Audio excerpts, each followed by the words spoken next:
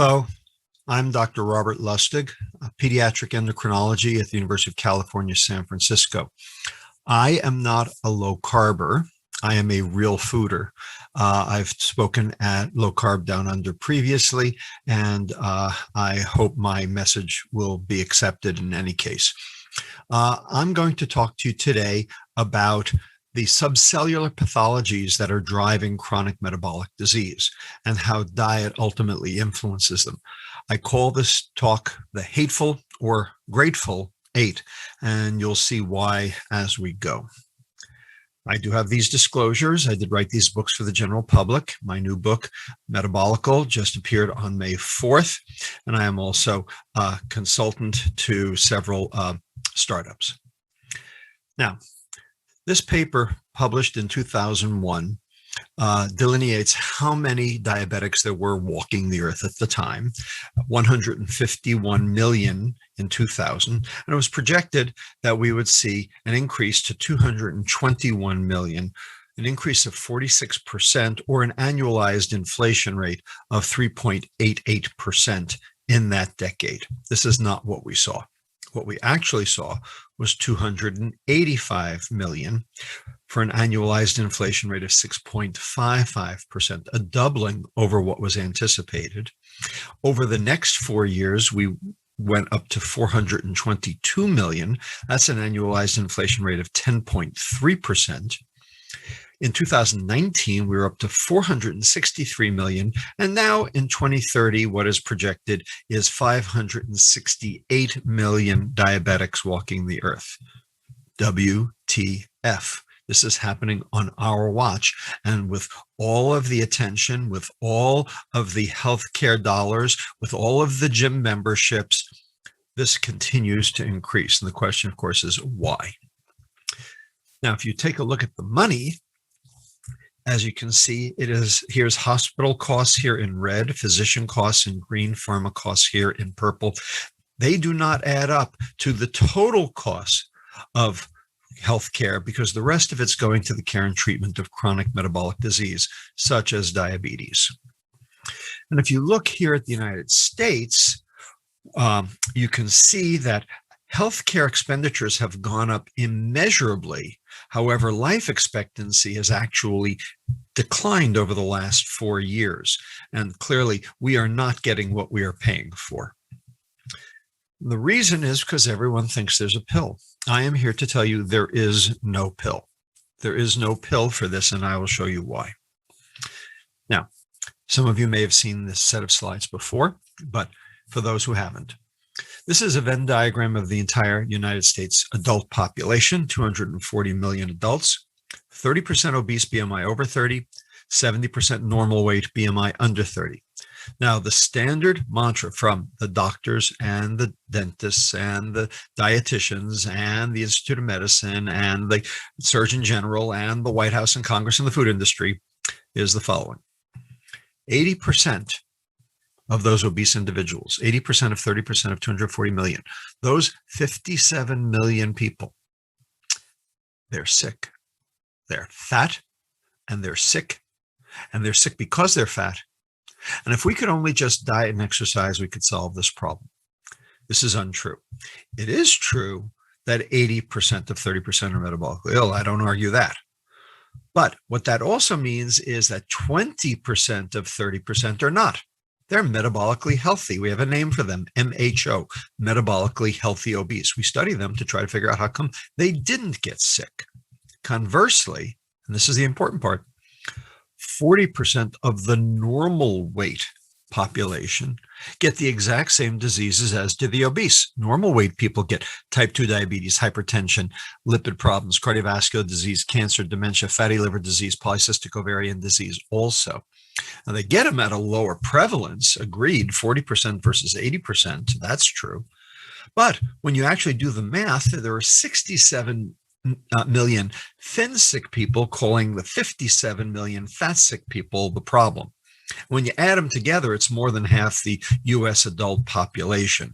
And if normal weight people get it too, how can it be about behavior? This looks more like exposure. This looks more like cholera, or tuberculosis, or COVID-19 for that matter. And I can prove it. Here we have equally weighted people, trunk fat 12.8, 12.8. One's healthy, one's sick. Which one's sick? B. B is sick.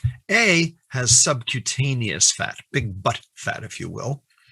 B has fat all around the organs, intra-abdominal or visceral or big belly fat. We have a name for this. It's called TOFI, thin on the outside, fat on the inside, real medical term, 1,500 Medline citations. And specifically, it turns out not just visceral fat, but liver fat. Turns out liver fat is the most egregious form of ectopic or misplaced fat. So here's normal liver with sinusoids and bile canaliculi and Kupffer cells, all looking very ordered. And here we have fatty liver disease. And you can see the fat vacuoles, and you can see the macrophages moving in, and you can see the beginnings of fibrosis here. Okay, point is, if you look at this under the microscope, you cannot tell if this is alcohol or sugar, because sugar creates non-alcoholic fatty liver disease. And to be honest with you, for the same reasons that alcohol does, because alcohol and sugar metabolize virtually identically in the liver. So it's not surprising that children get fatty liver disease, even though they don't drink alcohol. And it turns out that non-alcoholic fatty liver disease is now the leading cause of liver transplant in the United States. Now, if you think non-alcoholic fatty liver disease is just a phenomenon associated with obesity, you would be wrong. So it is true that it is very prevalent in the obese all around the world. I don't argue that. But take a look at the NAFLD prevalence, even in normal weight people. There's still quite a signal. Now, it's not as high as the obese. Clearly, obesity is a risk factor, no argument. Okay, but you can see here in the overweight and even in the normal weight population a signal. And if you have diabetes, you can see a much bigger signal even in the normal weight population. If you have fatty liver disease, you are 3.5 times more likely to develop diabetes in your lifetime. And the reason is because your liver is sick and your pancreas has to make more insulin to cover it. So here's the way to think about it. These are MRI fat fraction maps of a normal, healthy, obese individual. Notice the love handles here, but take a look at this guy's liver. 2.6% liver fat. This is normal. This is metabolically healthy obese. Now take a look at this. This is metabolic syndrome. Notice lots of sub-Q adiposity, but take a look at this guy's liver. 24% liver fat. This guy's got fatty liver disease. Now take a look at this guy. Notice no love handles, but take a look at his liver. 23% liver fat. Thin sick, fat healthy. So it's not the fat you can see that matters, it's the fat you can't. So obesity is not the problem, because obesity is the fat you can see. Rather, metabolic syndrome is the problem, because that's where all the money goes, 75% of all healthcare dollars. And here's the list. Okay. The point is that if you take a look at all of these diseases, none of them have any cures. They have treatments, but they don't have cures. And the treatments, it turns out, are really only just treating the symptoms. And I will show you, the high LDL is not the disease. It is the symptom of the disease. The high blood glucose is not the disease. It is the symptom of the disease. The high blood pressure is not the disease. It is the symptom of the disease. And so when you treat a symptom, you're not treating the underlying pathology. It's like giving an aspirin to a patient with a brain tumor because they have a headache. The disease is still there, and that's why we have a declining lifespan in the United States, despite throwing more medicine at it. The reason is because we are not addressing the root pathology.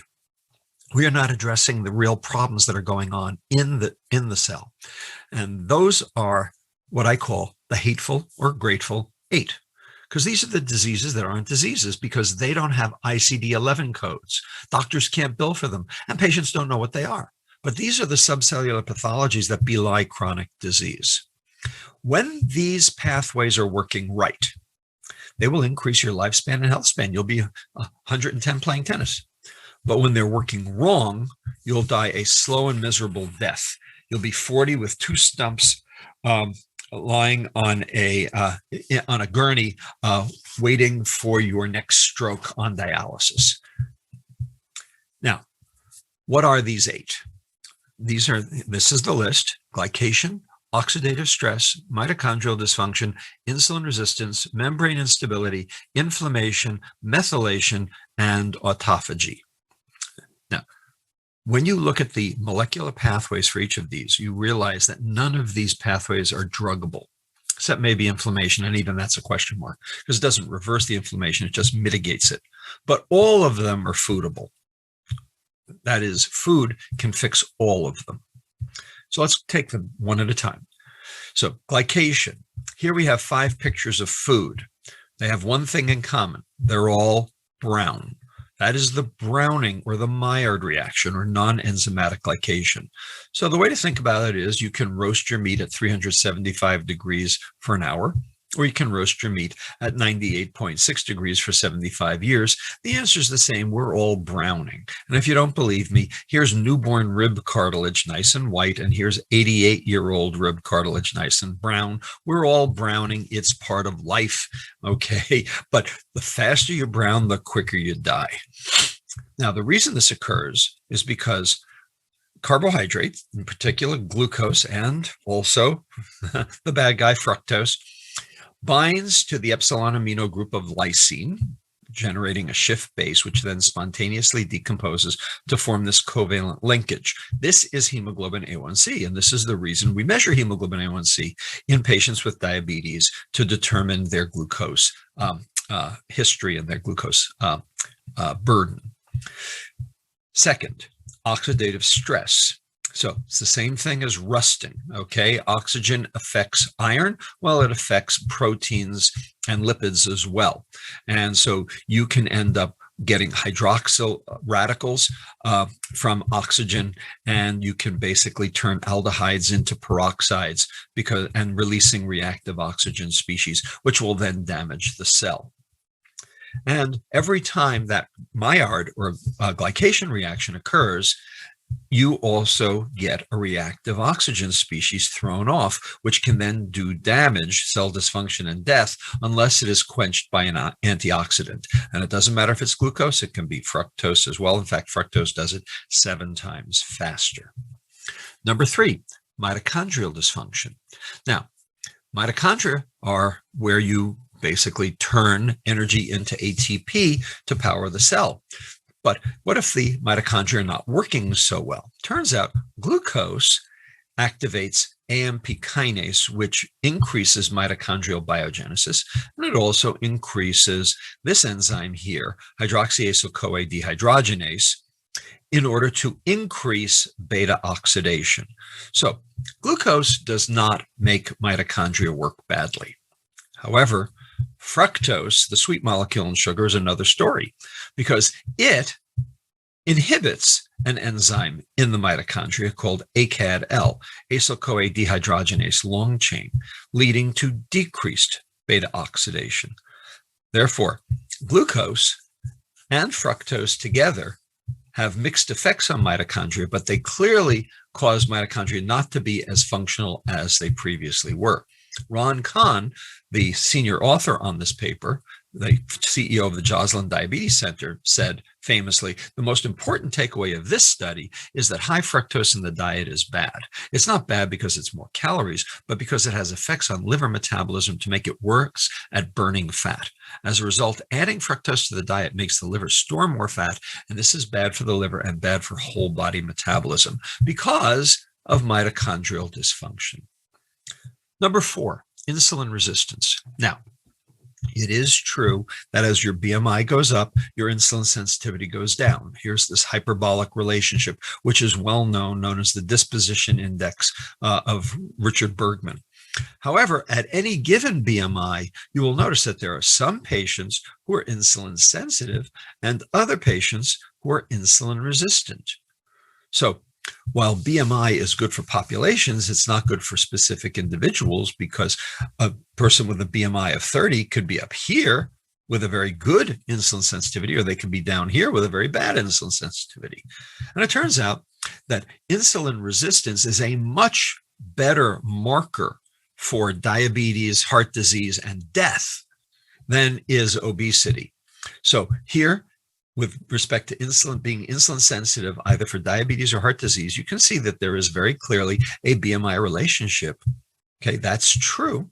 But compared to insulin resistant at any given BMI, the insulin resistant patient is going to be much worse. And when you actually look at mortality, it turns out insulin resistance compared to insulin sensitivity is the biggest arbiter of whether or not you will survive, as opposed to obesity, which is actually virtually non-contributory. One of the reasons for this is what goes on in the liver, and that is the conversion of fructose to fat, causing insulin resistance in the liver. This is a study we did where we took 43 children with metabolic syndrome and fatty liver and took the sugar out of their diet. Now, at baseline, they were making lots of VLDL and they had lots of fat in their liver. We took the sugar out of their diet for 9 days and replaced it with starch. And despite no change in weight, liver fat went down 22%, de novo lipogenesis, the new fat making, went down 46%, VLDL went down 49%, and most importantly, insulin kinetics improved such that we reversed their metabolic dysfunction just by taking the sugar out of these kids' diets. The reason this happens is because insulin is both good and bad at the same time. Now, insulin drives all of these reactions in blue. This is the metabolic arm of insulin action, mostly mediated through this transcription factor called AKT. But basically, these things are the metabolic effects of insulin in the liver. However, there is this second pathway in pink. And what this one is doing is activating this transcription factor, MAP kinase. And MAP kinase is the growth factor. So you are getting cell growth. That could be endothelial cell growth. It could be vascular smooth muscle cell growth. It could be breast tissue cell growth, increasing risk for cancer.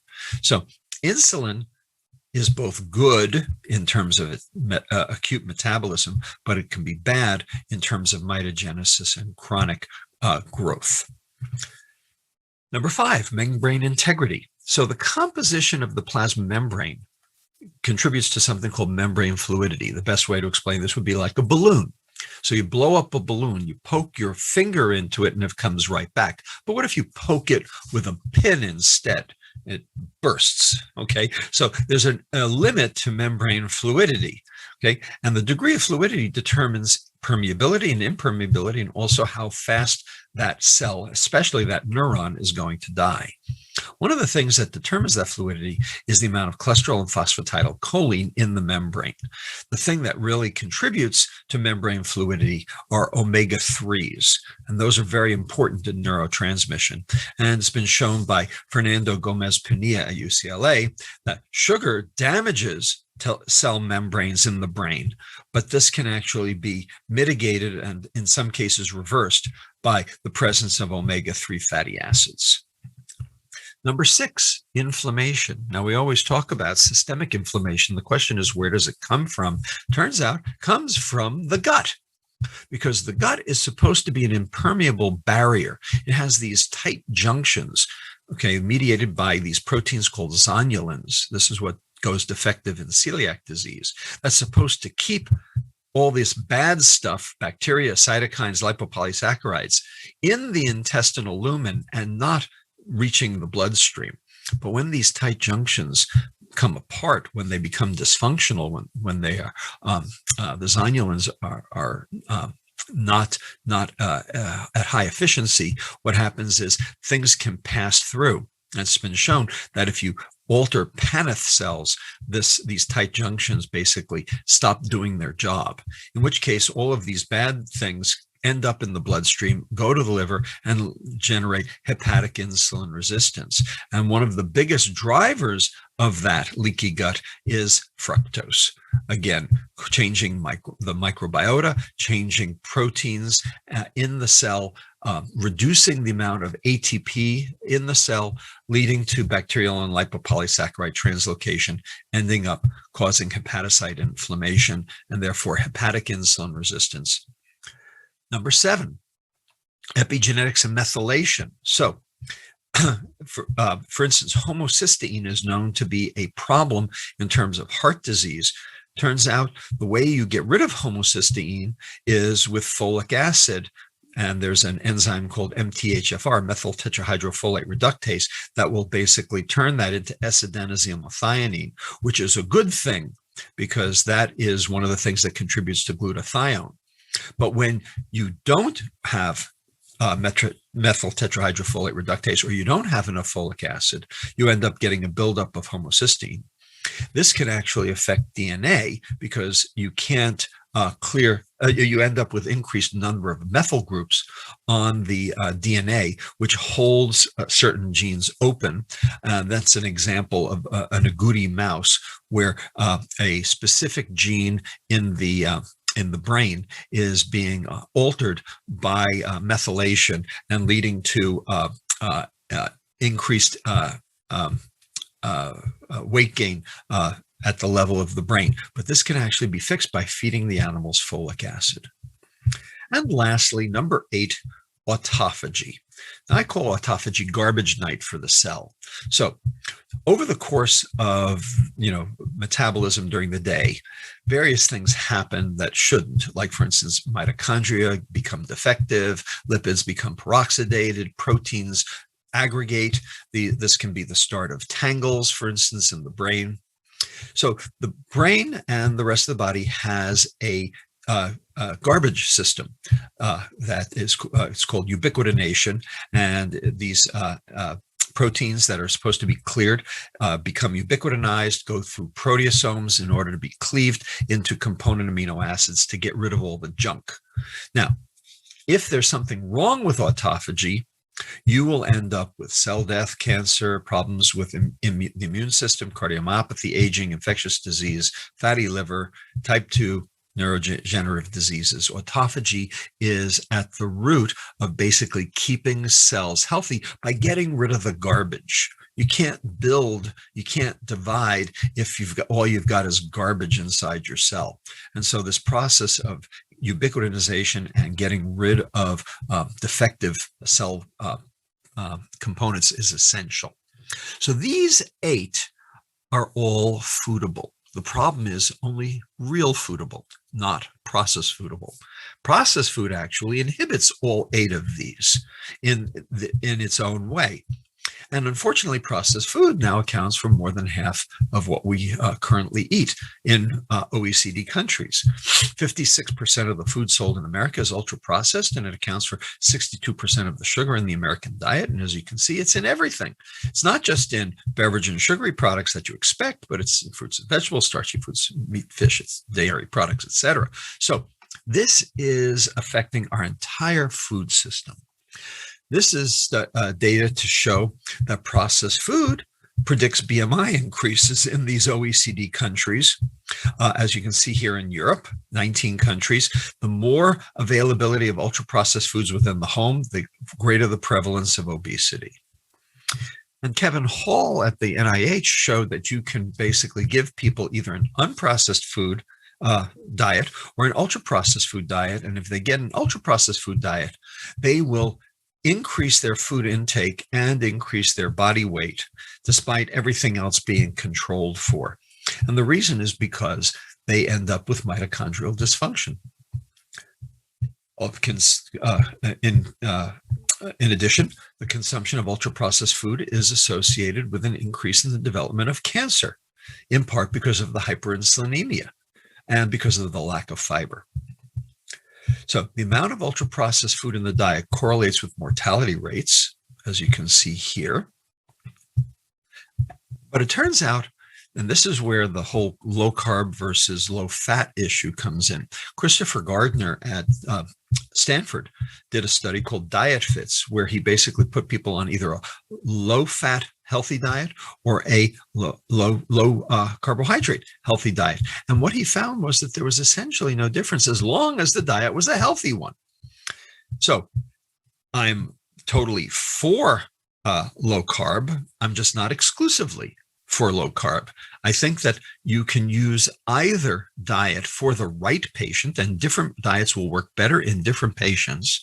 But ultimately, the one thing that doesn't work is an ultra-processed food diet. That's the one thing that doesn't work. Processed food is high sugar, low fiber. Real food is low sugar, high fiber. So let's take a look now at those 8 pathologies that we talked about. None of these have any medicines. The only medicine is food. Okay, glycation, carbohydrate, fructose, lack of fiber, oxidative stress, glucose and fructose, mitochondrial dysfunction, fructose, omega-6s, trans fats, and lack of micronutrients. Insulin resistance, fructose and branched chain amino acids, leucine, isoleucine, valine in corn-fed beef, chicken, and fish, membrane instability, the lack of omega-3s, inflammation, carbohydrate and gluten in some, omega-6s, fructose and lack of fiber, epigenetics and methylation, lack of folic acid, autophagy, frequent feeding, and lack of fiber. Take all of these together, and what are you looking at? You are looking at processed food.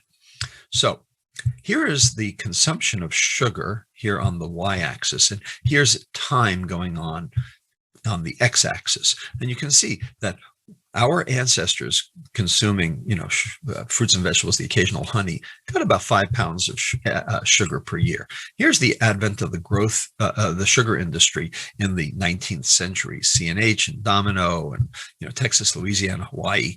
And then we reached stabilization when price equaled demand. And here's the rationing of World War II right here. And here's the advent of processed food basically in the 1960s. And of course, it went up after that when high fructose corn syrup entered. What I'm now going to do is I'm going to overlay on this the percent of GDP spent on healthcare for the same period of time. What do you see? When processed food came in, that's when our healthcare costs started to skyrocket.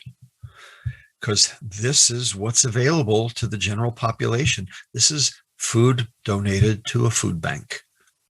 Okay, this is the problem right here. You're looking at it. So Hippocrates famously said, let thy food be thy medicine. Yeah, but Hippocrates never met McDonald's. What he really meant to say was good food is medicine and bad food needs medicine. And unfortunately, the medicine for the bad food doesn't even treat the disease. So with that, I'm going to close, and I thank you for your time, and I appreciate your indulgence. Well, that was absolutely fascinating. And I have to say, Peter, that Robert has some very similar philosophies to what I've heard you espouse on food. Yeah, look, I'm a big real food fan. I love the expression "jerf," just eat real food. Very simple, but I don't really draw this distinction between low carb and real food. I mean, to me, real food is low carb, really. I mean, but I think the common enemy is processed food and ultra processed food, and it's been shown that we're getting more than 50% of our calories from processed food. And to me, we shouldn't even call it food, really. I mean, it's just chemical concoctions, really. I don't regard it as food, but it's cheap, it's palatable, it's heavily marketed, so it's very attractive to people. People have got to understand that it's a massive issue with their health, and they've got to get back to eating the way that our grandparents used to eat, eating real food before there was any sort of processed food. So I think that's the key. I mean, processed foods basically all contain a combination of sugar, which we know is not good for you, vegetable oils, which we know are inflammatory and detrimental to your health, and grains, for which many people, as you've always said, Paul, there's a significant number of people who don't tolerate grains. So it's a pretty lethal combination, yet it's so popular. And really, it's since this explosion of processed and ultra-processed food that we've had the explosion of obesity and type 2 diabetes. I mean, it's not just coincidence. Yeah, exactly. And as you say, if people just went back to eating like grandma used to eat, then a lot of people wouldn't have any problems. Yeah, I mean, just back to the days where, grandma used to cook with, lard or dripping or beef tallow, or things like that, and then or butter even, and then all of a sudden these cheap polyunsaturated oils came along, and for no reason other than they were cheap, really, and margarine took over, and they very cleverly marketed as being heart healthy, and got support from organisations that should have known better, and all of a sudden people stopped having butter and changed it to margarine. And I think history will look back on that as one of the more ridiculous decisions in the nutrition history of the world, really. And fortunately now people are realising that that was a bad decision. There's a swing back now to butter and real food, butter and dairy. I mean, dairy and all the things that were demonised for so long, dairy and cholesterol, eggs, full of eggs, full of cholesterol, and yet we've known for and even Ansel Keys knew that there was no link between the diet, cholesterol in your diet and your blood cholesterol, and so there's just been so much misinformation out there, and as a result, we really the average punter is eating a very unhealthy, highly processed diet, and as a result, we're getting fatter and sicker. It's no great surprise. And but the challenge for all of us is obviously to make people aware of that and to counter the very effective marketing of the food companies and explain to people why they're getting fatter and sicker. Well, it's interesting. You would have noticed in the news just earlier this week, a high-profile footballer who probably didn't fill the Coke executives with joy. Yeah, that was fantastic, wasn't it? For those of you who've been on Mars for the last week, Cristiano Ronaldo, who's probably if not the best, then the second best footballer in the world, we won't get into that debate, was having a news conference after one of the matches in the Euros, which is the European Nations Championship in Europe at the moment. And the major sponsor of the Euros is Coke. And as they always do at these press conferences, they have a couple of bottles of Coke sort of discreetly placed right in front of the camera, so you can't miss them. Not very subtle. And when the press conference started, Ronaldo just leant over and picked up the two bottles of Coke, moved them to the side and replaced them with a bottle of water, and told all the reporters they should be drinking water. And within hours, $5 billion was wiped off the share price of Coke.